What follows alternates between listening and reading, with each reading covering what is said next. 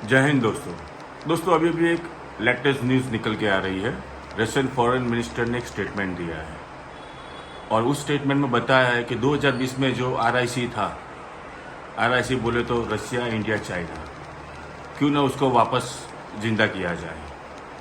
तो मेरा ये भी मानना है अगर रशिया, इंडिया, चाइना साथ में आ जाए तो आप सोचिए कि वर्ल्ड की 50% इकोनॉमी, वर्ल्ड की 50% जीडीपी ये तीन देशों के हाथ में है।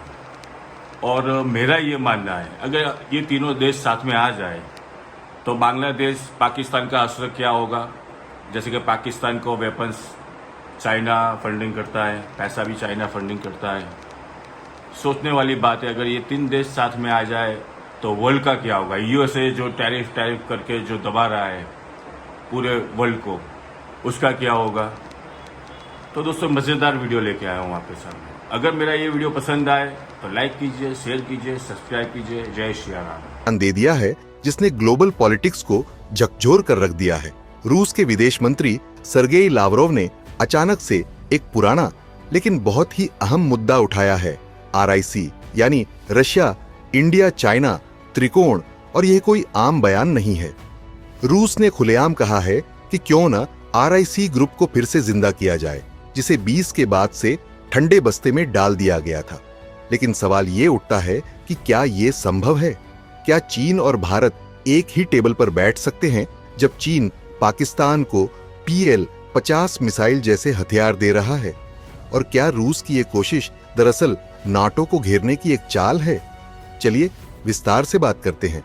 दरअसल ये एक स्ट्रेटेजिक डायलॉग प्लेटफॉर्म था जिसकी पहली मीटिंग हुई थी सेंट पीटर्सबर्ग में, जहां भारत के, चीन के राष्ट्रपति और रूस एक साथ आए थे।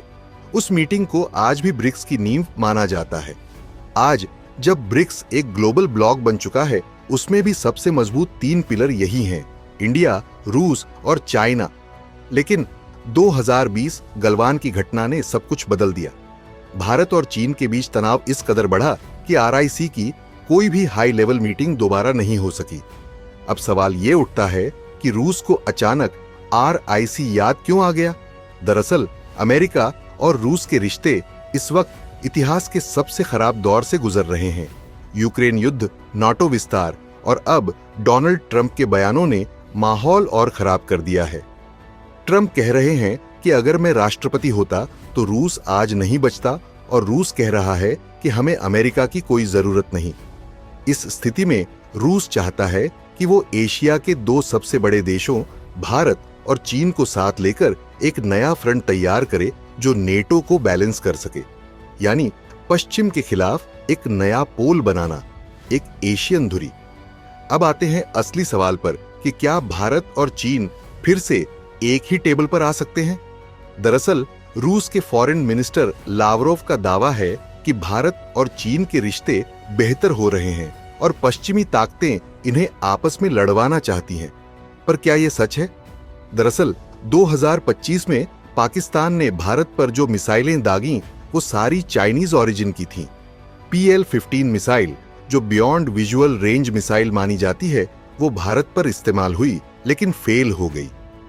भारत के पास अब उन मिसाइलों का स्क्रैप है जिसे जापान, अमेरिका और यहां तक कि फ्रांस भी स्टडी करना चाहते हैं, क्योंकि वो जानना चाहते हैं चाइनीज टेक्नोलॉजी की असली ताकत क्या है। और चीन का जवाब बड़ा अजीब था।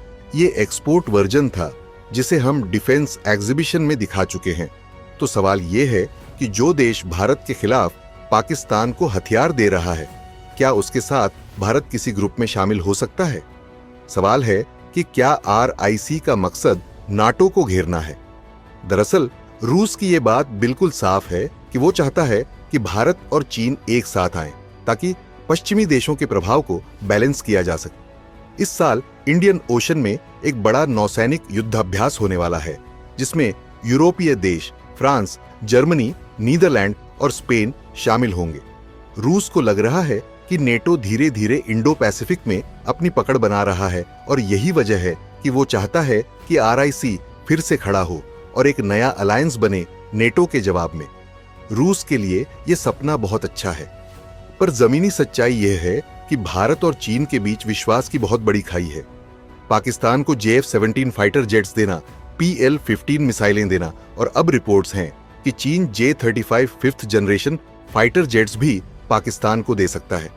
ऐसे में RIC का रिवाइवल एक दूर की कौड़ी लगता है।